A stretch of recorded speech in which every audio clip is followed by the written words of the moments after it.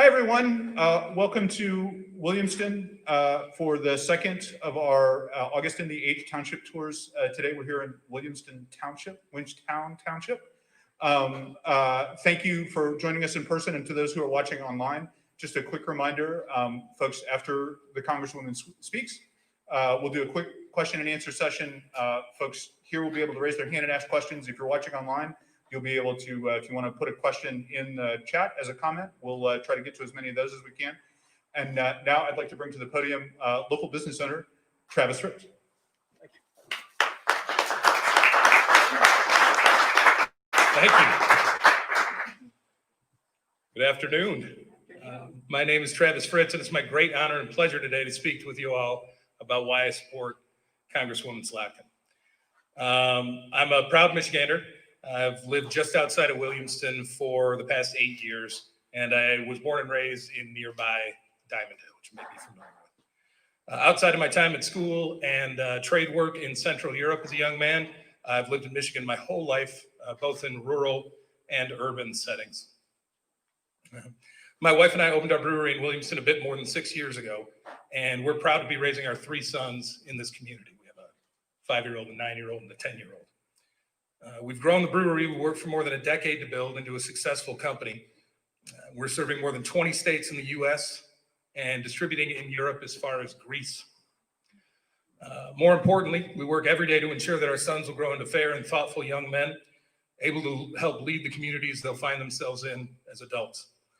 We could never have imagined doing this outside of anywhere but Michigan. I met Alyssa back when she was running for Congress the first time.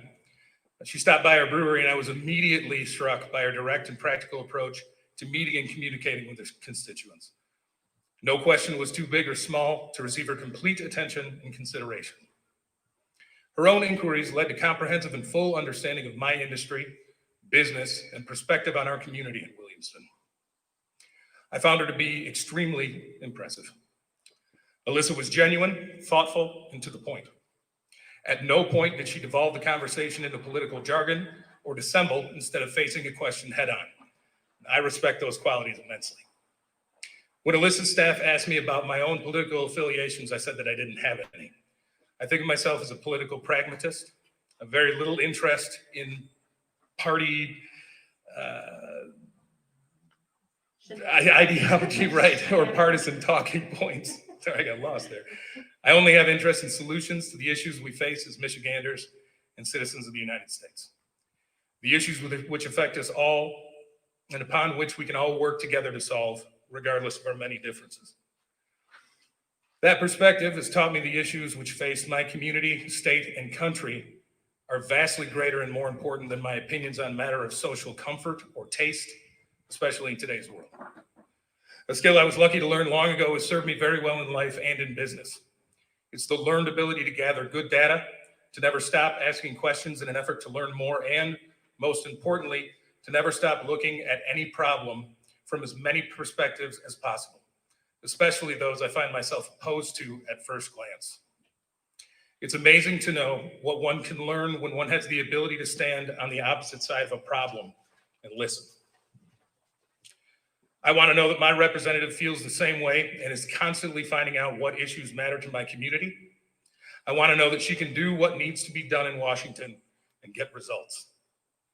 And Alyssa Slotkin does. She works across the aisle to make sure our families have clean water, particularly with the issue of PFAS, which is primary here in Michigan. She passed bills that would help make our healthcare more accessible and more affordable. She's working to lower the cost of prescription drugs. With the famous practicality of the Midwest, she gets the job done regardless of political concerns and often in spite of them. When COVID hit, she wrote and passed legislation to help businesses like mine get access to PPP loans. We applied for our PPP loan as early as possible and were successful in our application.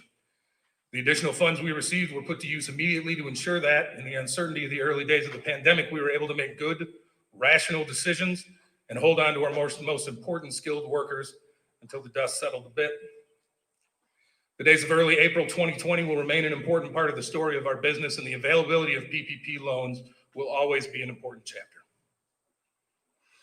Outside of the PPP loan this year, I have the opportunity to work with government agencies and civil servants quite often. I want to bring up an important quality of Alyssa's from that perspective. She is accessible. For example, she held question and answer sessions to help business owners understand how to apply for those PPP loans in April and throughout the early spring and summer. She's held dozens of town halls since she was elected and doesn't shy away from tough questions. Actually, she welcomes them. She welcomes those perspectives which are different from hers and wishes to learn from them. And I believe that says a lot about who she is. Alyssa is service-oriented. She approaches this job with an extremely impressive dedication to service, which she learned earlier in her career. Alyssa worked in national security, first as a CIA analyst, and later on the national security staff and in the Pentagon. She knows that data tells the story of what is happening and how analysis explains that. She's worked for the Bush administration and the Obama administration in a capacity where getting as close to the truth of the matter as possible with the available data was the important thing. Where straying from the unvarnished facts could cost lives. She knows firsthand that it's her job to be working for all Americans, regardless of political party. And so I'm proud to ask you to join me in welcoming our Congresswoman, Alyssa Slotkin.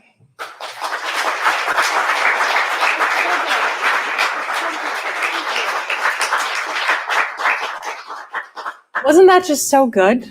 I mean, I'm honored. I'm honored. And I know that Williamston residents know Old Nation very well, the brewery here in town. But we are so proud of what they've been able to do and selling around the world and making the 8th District, making Williamston like a place on the map to get the best Michigan beer.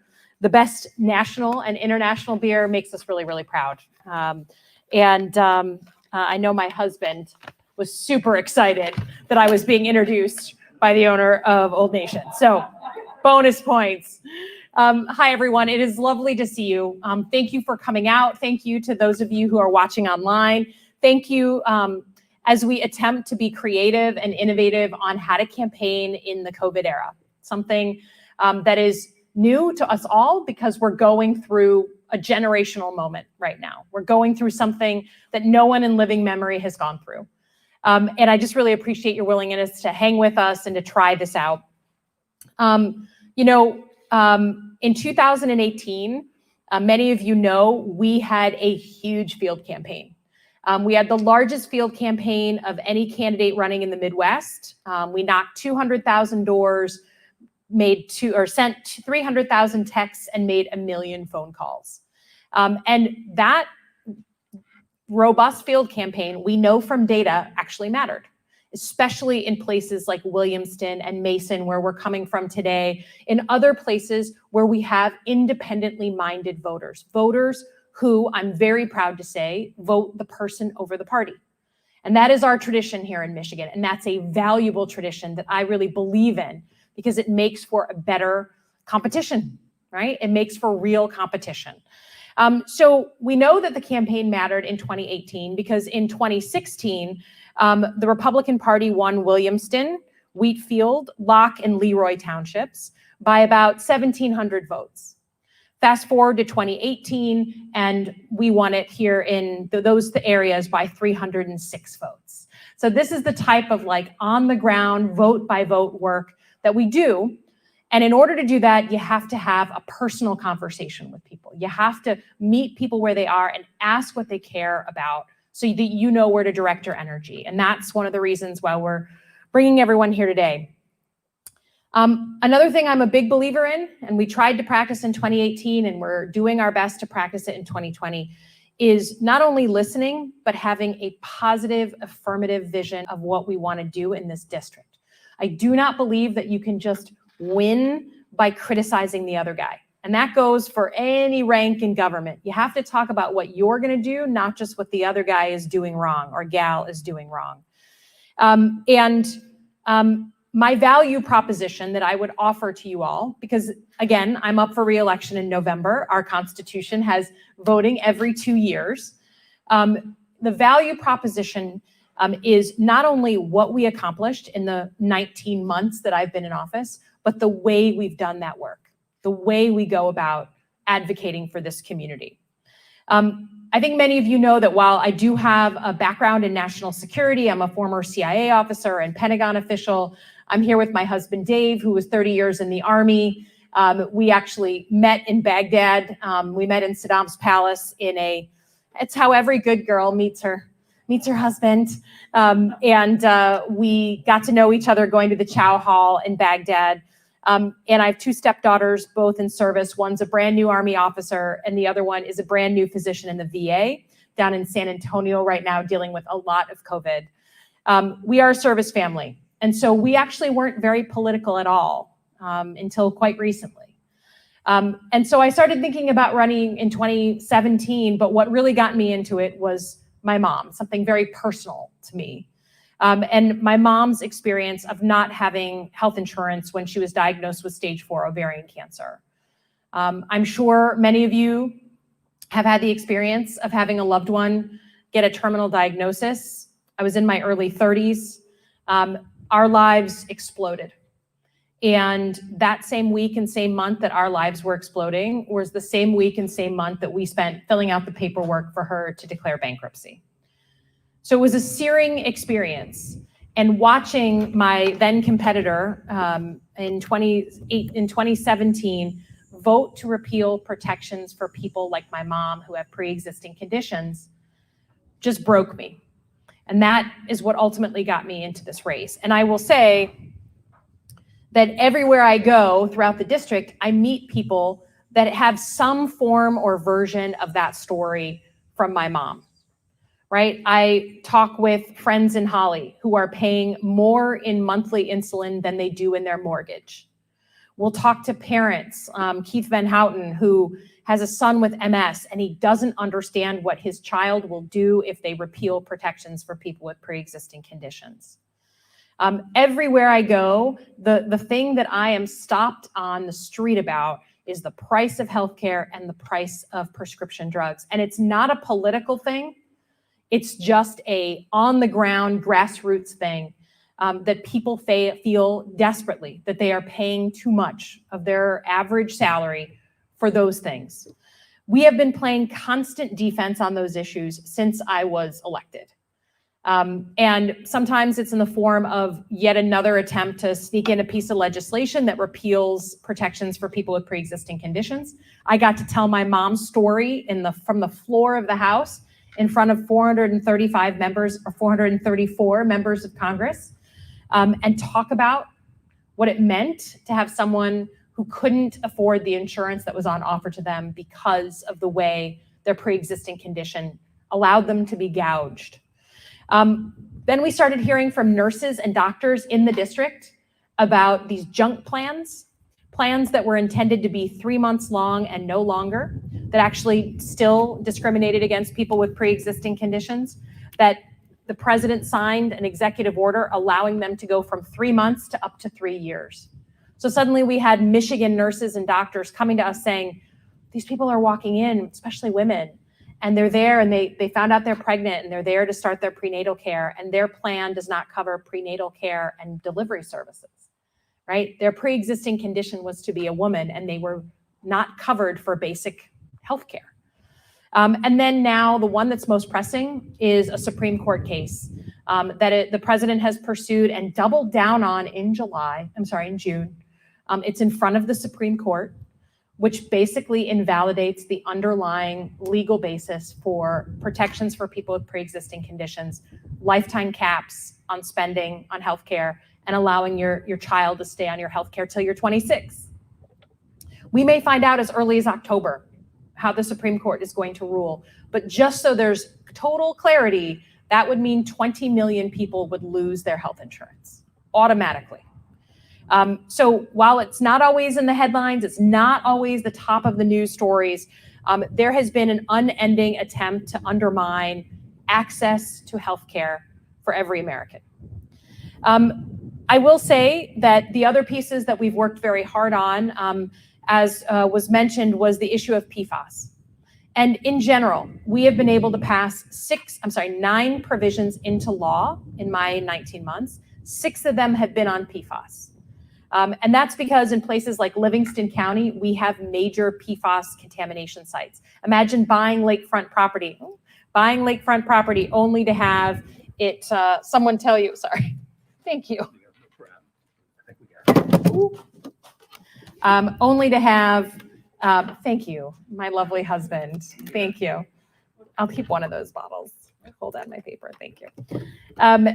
So imagine having lakefront property only to be told you can't touch the foam that's coming up on your beach. You can't let your pet touch it, and certainly not your child. You can't fish from that lake.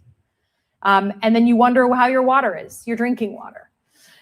We've pushed forward another 22 bills in the House, all bipartisan. And of course, the 9 things that turned into law were all bipartisan. These are things that we have worked very hard, diligently, below the level of the media to get done, because that is indeed our legacy here in Michigan. In Michigan, we just put our heads down, do our work, play by the rules, and we expect to be treated accordingly, right? Not any better or any worse than anybody else. And that is the same spirit that I've tried to take to Washington as your representative. I think we all know that we're in the middle of debate and discussion about a next COVID package. We've been able to successfully pass 4 COVID packages with the 3 legs of the stool, the House, the Senate, and the White House. The PPP loans came from those really difficult negotiations that we were able to get through. I will be honest, I'm feeling some frustration with both parties right now that we haven't been able to just lock the leaders in a room and negotiate something because people are suffering. We obviously know we have 21% unemployment in Michigan, but the other thing, just to put on your radar, that we are fighting for, many of us in a bipartisan way, is to allow the federal government to provide some resources to our states for some of those lost revenues due to COVID. And it sounds wonky, it is a little wonky, but here's the result. There's a $6 billion hole in the Michigan operating budget. And if we do not get some help with that, what you're gonna hear in September are layoffs of teachers, firefighters, police officers, first responders, closures of parks, all the stuff, everyone who was on the front lines of COVID and all the things we enjoy in our communities. So I've written bipartisan op-eds with the Republican mayor of Rochester Hills, just to make this point that we need to be able to help the state with some of those lost revenues. The other thing, obviously, I'm sure people are talking about, raise your hand if you've had any delay of any kind in your mail or packages. Yeah, it's starting to really sink in now. We hear various things, but what is very clear is that we need money for our post office for it to be solvent. It is a core institution of our communities. Every small town in America has a city hall, a school, a post office, and a library. Those are founding fathers' institutions. And we all depend on them, particularly in rural communities. And obviously, we're very focused on being able to vote in November. Especially with our new absentee laws here in Michigan, which is great.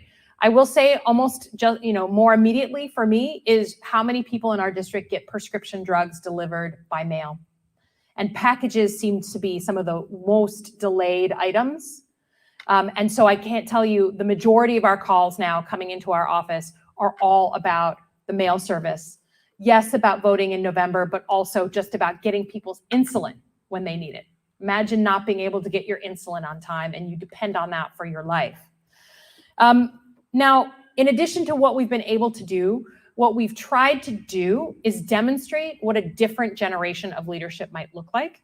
And how I go about my work, I hope, is at least partially as important as what we actually accomplish.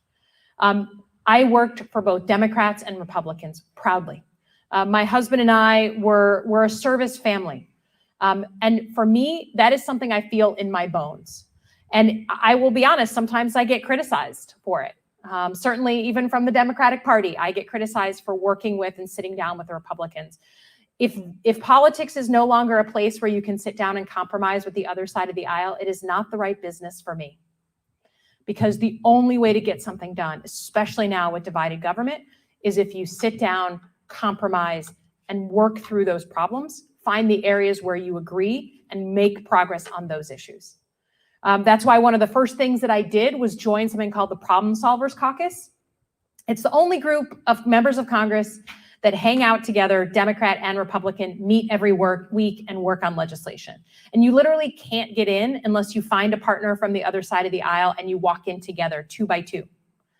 There's 25 Democrats, 25 Republicans in it right now. It's the most productive 90 minutes of my week. We meet every week, and we don't agree on everything, right? But we do agree on a lot. And we've been able to make progress. A lot of the legislation that I've supported has come out of that group. The other thing is about being available. I appreciate that people recognize that we've been available in communities. We've had almost over 30 town halls since I started 18, 19 months ago. But I will tell you, the fact that that has to be recognized demonstrates just how low our expectations are of our members of Congress. It is my job to be in communities. It is my job to hear from people on what's affecting them. It is my job to answer the call, particularly of our business community that employs so many people. That is my job. For the people who don't find it to be their job, good luck to them. But for me, it is something that I take as part and parcel of being your representative. And I've tried as much as I can across a district of over 700,000 people to be present and available, listening and learning. Some of our best legislation, our big piece of veterans legislation that President Trump signed right in the middle of COVID, like end of March. It's on expanding what the GI Bill can be spent on in terms of apprenticeships, right? We know a lot of folks want to go into trades. There's these great apprenticeships, but their GI Bill, their education benefits wouldn't go towards a bunch of these apprenticeships. The reason we got that bill done was because a very committed veteran in Oakland County followed me around to a VFW fish fry, like found out I was going there, told me about this idea, and kept following up. And we engaged with him, and we learned about the issue, and we teamed up with Senator Peters, and we got that signed into law. That was an idea that came directly from the district. So if I'm not out in the community, how would I know that that issue is bothering the heck out of our veterans? You got to be listening. You got to have your ears open. Now, it is definitely a different year. Instead of knocking 200,000 doors, we are trying to be respectful of people's space, but that doesn't mean we don't need help on the volunteer side of things. So my call to action, and I'm going to get Sophia to wave her hand back there. She's in charge of signing people up.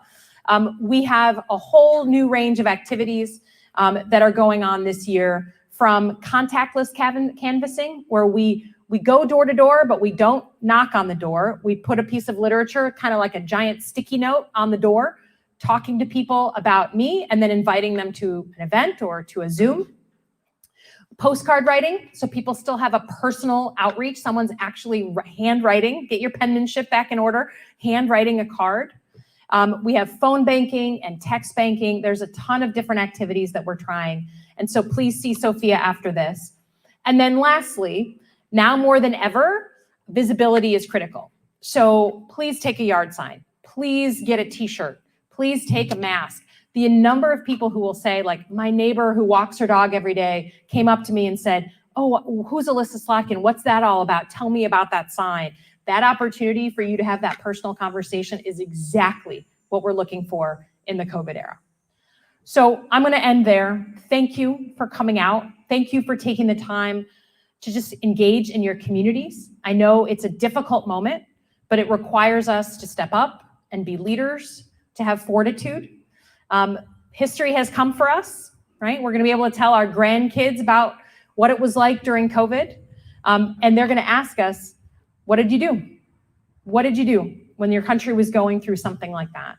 And I'd ask all of you to take that spirit home to your families, to your communities. Our local business owners are jumping into the fray and have a lot expected of them. And so we should expect a lot of ourselves as well. So thank you for the time. Thank you for the introduction. And I'm happy to take your questions. Yes, oh, thank you. Thank you. Yes, sir. Yes, thank you, Congresswoman Slotkin. Thank you for all your hard work you've done the past year and a half. My question is, could you name the top 3 or 4 items specifically that the House, the Senate, and the President cannot agree upon for this next stimulus package? Sure. So the good news is there's general agreement that we need to extend unemployment, federal unemployment benefits. Okay. You know, there's marginal debate, but there's general agreement on that. There's general agreement that we want to extend student loan relief, right? Postpone paying your student loans. Good. There is some agreement that maybe another round of stimulus checks would be useful, right? The president has said that himself. Where we disagree is on federal money for states and cities, because of this cliff that I'm concerned we're going to go over in many states in September. There's a real debate about that.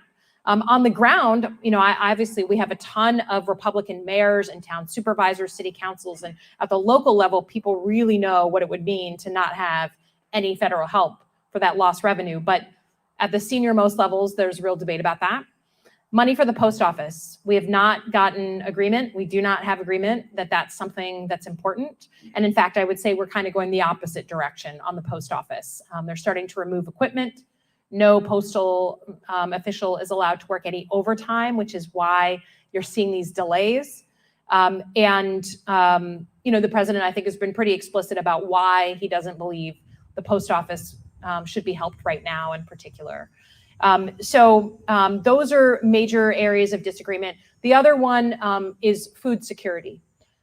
We keep hearing from our food banks that if we don't extend unemployment, if we don't get people back to work, they're going to start to see potentially a 30% increase in new folks going and needing food assistance. And they don't currently have the money into the fall to cover on that expanded need. So food security is a big one. But those are the major places of agreement and disagreement. And, you know, I worked in the international world for a long time. I did a ton of international negotiations. And let me tell you, if we can negotiate a deal with the Russians on how to deconflict airspace between our jets above Syria, we can figure this out. But you got to force yourself into a room and just say, it's so important. I'm not going to leave until we come up with a deal. Yeah. Thank you. What else? Yes, sir. So what's your plan? What would be the plan to get the Republicans instead of the room and home branch? And how are you going to do that when they have adopted this slash and burn approach to public health, public welfare, and public safety here? They've in essence decided that they're willing to let the whole place burn down before November, and they're willing to take that chance. It seems inconceivable to me, but they seem to have adopted that practice. If that's the case, how are you going to get them to actually sit down and deal? Yeah, and the question for folks watching at home, just to repeat it into the mic, was what is the plan to get the Republicans back to the table so that we can actually negotiate? And listen, we've done 4 of these since March, right? So this is not unprecedented, right? And especially, it's not like we agreed with each other on everything back in March or in April. I think what we've entered is silly season because of the presidential race. And whenever we enter a political season, things get harder, rational things get harder to do. And I think, if I can be frank, what's going on is that both parties think that it's kind of like a game of chicken. And each party thinks, well, the longer we wait, the more people will blame the other party. And that's cynical, and that's so disappointing given the way that people are suffering. And for those of us who spend a lot of time out and about, people are looking at the fall, especially, I mean, we're just coming from Mason and talking to the business owners, and they're hanging on now, but they're wondering what the heck is going to happen for them in the fall when the weather turns. So I dare some of those leaders to come to places like Williamston and Mason and look the business owners in the face and say, you know, because of politics, I'm going to let this draw out. So for me, a couple of things. First of all, I encourage everyone always to engage their elected officials. I mean, it really does work that way. If we get suddenly 80% of our calls are all about the post office, you better believe that gets our attention, right? So engage. But then the other piece is just make your voice heard here in Lansing, right? I think that there is, and I see that Representative Julie Brixey is here, your local representative. We're thrilled to have her. Making sure that our state is advocating for itself, not just our governor, but the House and the Senate are saying we can't survive a $6 billion hole in our operating budget when we're required to balance the budget. I mean, think about anyone who has a business, right? I think that the post office piece in particular, it's not political. How many people do you know depend on the post office? I mean, in rural communities, it's the only game in town.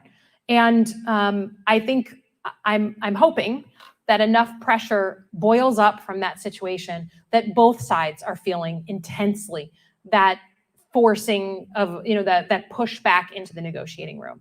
The other thing I will just say, it's a little bit controversial, but I am calling on the Oversight Committee in the House of Representatives to come back from August recess and have a hearing or a series of hearings on the Postal Service. Put these senior leaders at a table, put the cameras on them, and let them talk about how they're making these decisions and why, and have them hear from people who are suffering, particularly those dependent on prescription drugs through the mail, have them answer questions from those folks. So that's my own party. The House is controlled by the Democrats, but they should get back to Washington ASAP. Yeah. What else? Oh, yes. Maggie has a question from online. Yes, please. Go ahead. Yes. One of our online viewers says that they strongly support your efforts to onshore PPE manufacturing. Are there efforts in Congress to onshore other industries critical to national security, including heavy manufacturing, pharmaceuticals, high-tech manufacturing, food processing, etc.? Great. So the question was about supportive of our efforts to bring manufacturing back to the United States, particularly on personal protective gear, what we're all wearing here, the masks. And is there more we can do on other industries? So let's just review the bidding, because I think there's so much news, it's hard to take stock. We had a supply chain failure on the issues of personal protective equipment during COVID. If I, as a congresswoman, am up in the middle of the night negotiating with a Chinese middleman who's in line at a rural factory in the middle of China for a 78-cent mask, things have failed. Failure, right? And it's one thing if we want to outsource our entire supply chain of Rubik's Cubes or ladies' razors to China, fine, because no one's life depends on those things. But our lives do depend on medical equipment, pharmaceuticals, our food, right? Our food supply chain, and then a number of other things that the individual viewing at home was talking about. Technology around batteries is, for our auto industry, is important. There's a number of things that are supply chains with a national security importance. And to me, it was bonkers that we did not have any policy in place that ensured that at least some of those supply lines were made in the United States. I come from the Pentagon. Dave still works at the Pentagon. We have very strict Made in America requirements on military equipment because we never want to be dependent on another country to go to war. If we have to mobilize for war, we've got to go. But we don't have any of those same requirements on medical equipment, pharmaceuticals, and other critical technologies. I feel like I have, we went through this sort of searing experience here in Michigan. My personal experience on this was just nuts. And it has, I think I have found something that I will be working on for the rest of my career, because we in Michigan have been talking about bringing the dangers of outsourcing our manufacturing since the 80s. We've been like, hello, that's not good. That's not good. And people wanted to pay lower prices. And we had a hard time competing with lower prices. And you know what? On certain items, sure, make them overseas. But when it comes to things that literally prevent our nurses from catching a virus, there's got to be a certain proportion of it that's made here. And so we were able to get a huge bipartisan bill just in July through committee. I'm hoping for a voting date in September, but the whole goal would be to say for some of that medical equipment that the federal government buys, it has to be made in the United States. Same Made in America requirements. Yeah, oh, sorry, we've got a... yes, we've got a malfunction. I know my husband is just sitting there saying, duct tape, I need more duct tape. He would wear duct tape around his wrist 24/7 if he could. Okay, what else? Any other questions? Anything? Yeah, go ahead, Maggie. So we've got someone asking, what do you think could improve the U.S.'s COVID response? Can we learn from other countries like New Zealand? So the question for folks at home was, what do I think of the COVID response, the federal government's COVID response, and what can we learn from other countries, other experiences, especially folks like New Zealand? So let's be honest. I mean, a global pandemic is not something that happens every single day. It would have stretched any administration of any political party. And we will have plenty of time to talk about lessons learned on what we could have done earlier, January, February, March, to prepare for this. I do think that as a former federal government employee, the federal government had a leadership role to play that in the early days of the crisis, they backed away from.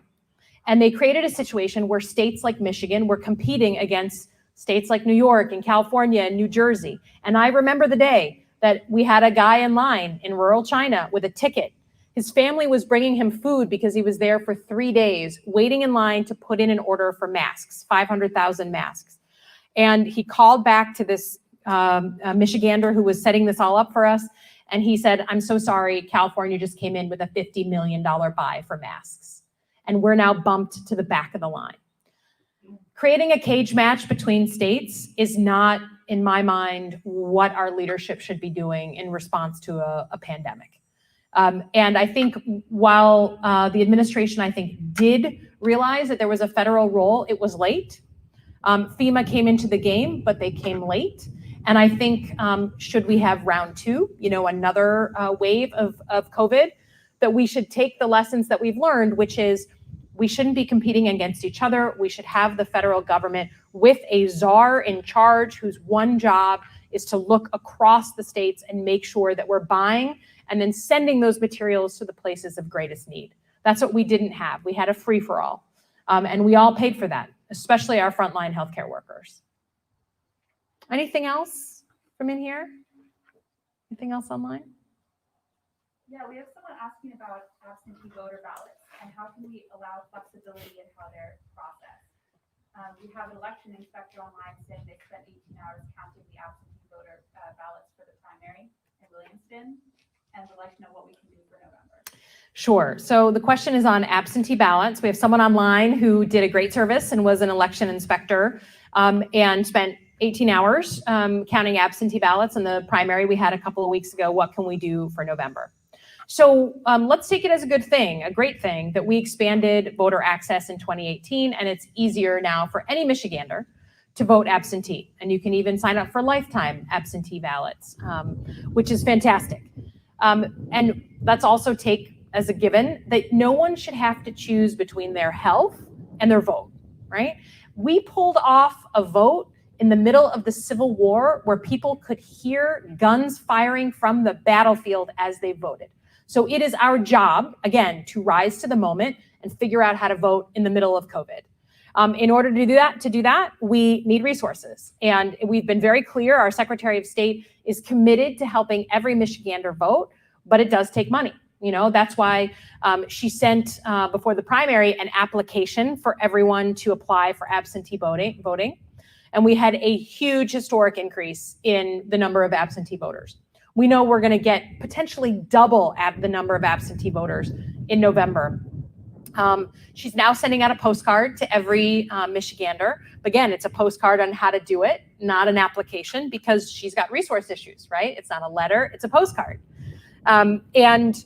I think we need a couple of things.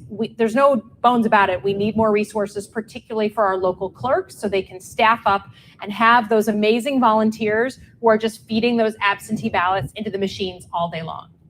Remember, last election, the average poll worker was, on average, 71 years old. So you can imagine that many of our volunteers who really have a sort of history of doing this don't want to come and work on the polls. So we need people, especially our college students, to volunteer to be poll workers. And then we need to do everything we can to fix the post office. That is a part of the equation. If our clerks are mailing off our ballots our absentee ballots starting September 24th, and it takes 2.5 weeks to get your ballot, well, and then it takes 2.5 weeks to mail it back, you're scrunching the amount of space that we have to actually vote absentee. So what we're recommending right now is, frankly, please educate yourself on the drop boxes, the ways that you can vote absentee without putting your ballot into the mail. You can drop it off certainly at your polling location on election day. Almost all of our clerks have these great drop boxes. You don't even have to go inside the polling location. This is part of the complication that we have with the Postal Service, and we have to surmount it because we can't let those challenges keep us from exercising our vote. Anything else, Maggie? Yeah, we've got another one. Okay. Someone says we've got an issue where we don't have high-speed internet in many rural areas. What can we do given that during COVID people need that? Sure. The question was on high-speed internet and what can we do that many rural areas, including in the 8th district, don't have access to broadband, and we clearly need it. I mean, I think the thing that you can say pretty clearly about COVID is it took all the sort of differences and inequalities that existed beforehand and shined a big old spotlight on them. And one of those inequalities is on access to broadband. And I was sitting in Holly and I remember getting the calls from the superintendents of schools right around me who said, oof, 30% of our kids don't have access to broadband. We don't know that we can teach. It's not fair if 1/3 of our kids can't get online. We had teachers Xeroxing worksheets and dropping them in the mailboxes of our kids in Heartland, Michigan. We had communities in Lansing where they may have access to broadband, but they had no device to get online, right? You need an iPad, you need some sort of a device. So I have really come to think that broadband internet should be treated like a utility. If you're an American citizen, you're in the workplace, you're a student, anybody, you're gonna need access to broadband internet. And for me, it should be like access to water at your home, access to electricity. We wouldn't think of telling someone that you have to live in a community that has no access to water and you have no access to electricity. And so the bill that we passed through the House at the end of May had money for universal broadband. That was our statement.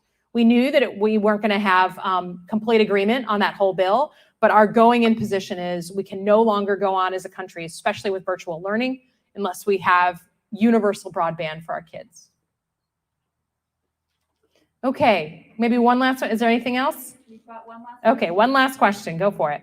Someone saying they pay to use USPS. Why doesn't that, cover the cost that they need to fund? Sure. So the question is about why is the Postal Service having funding problems? They pay to use the Postal Service, so shouldn't that cover the costs?